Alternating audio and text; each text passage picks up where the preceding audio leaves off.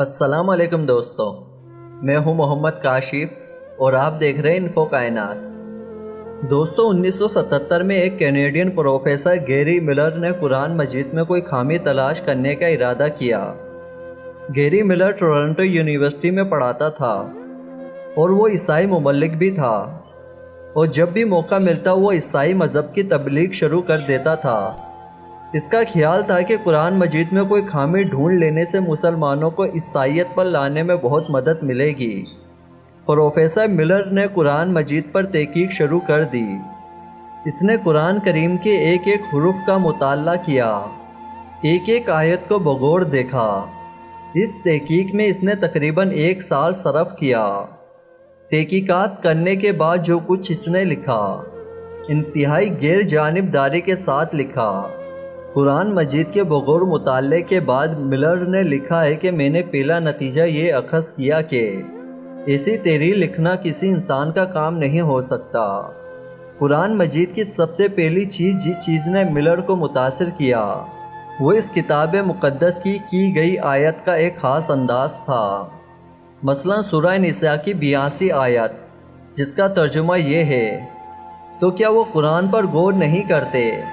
اگر یہ قرآن اللہ کے سوا کسی اور کا کلام ہوتا تو بے شک وہ اس میں کئی غلطیاں پاتے۔ اور سورہ بقرہ کی 23ویں آیت، جس کا ترجمہ ہے، اور اگر تم اس کتاب پر شک کرتے ہو جو ہم نے اپنے پیغمبر پر اتاری تو اس جیسی ایک صورت لا کر دکھاؤ۔ قرآن مجید پر تحقیق کے بعد پروفیسر ملر نے دی امیزنگ قرآن کے نام سے ایک لیکچر دیا۔ اس نے کہا کہ دنیا میں ایسا کوئی مصنف نہیں جو ایک کتاب لکھے اور پھر لوگوں کو چیلنج کرے کہ آؤ میری کتاب میں سے کوئی غلطی نکال کر دکھاؤ، جس طرح قرآن مجید میں کہا گیا ہے۔ پروفیسر ملر مزید کہتا ہے کہ یہ بہت ہی حیران کن بات ہے۔ قرآن پاک میں جو آیت مسلمانوں کی کسی شکست یا صدمے کے موقع پر نازل ہوئی، ان میں مسلمانوں کو صبر کرنے کی تلقین کی گئی اور مستقبل میں فتح کی خوشخبری سنائی گئی، جبکہ جو آیت کسی فتح کے موقع پر نازل ہوئی، ان میں غرور و تکبر سے بچنے کی تنبیہ کی گئی ہے اور مسلمانوں کو مزید جد و جہد اور قربانیاں طلب کی گئی ہے۔ گیری ملر کہتا ہے کہ اگر کوئی شخص اپنے آپ بیتی لکھتا ہے تو اپنی فتوحات کو بڑھا چڑھا کر بیان کرتا ہے اور شکست کو بھی ہیلے بہانے سے جیت ہی قرار دینے کی کوشش کرتا ہے، لیکن قرآن مجید میں تسلسل کے ساتھ اور انتہائی منطقی انداز میں اس کے بالکل برعکس لکھا گیا ہے۔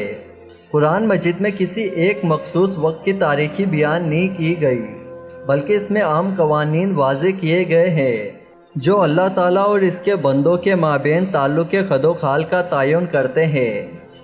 گیری ملر نے جب قرآن پاک کا یہ معجزہ دیکھا تو رونے لگا۔ اس کی دل کی دنیا بدل چکی تھی۔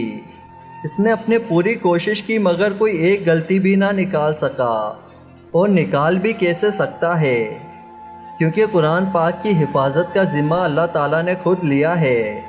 گیری ملر نے 1977 میں قرآن مجید پر تحقیق کا آغاز کیا تھا، اور محض 1 سال کے بعد انہوں نے اپنے رشتہ داروں اور دوستوں کی شدید مخالفت کے باوجود اسلام قبول کر لیا اور اپنا نام عبدالاحد رکھ لیا تھا۔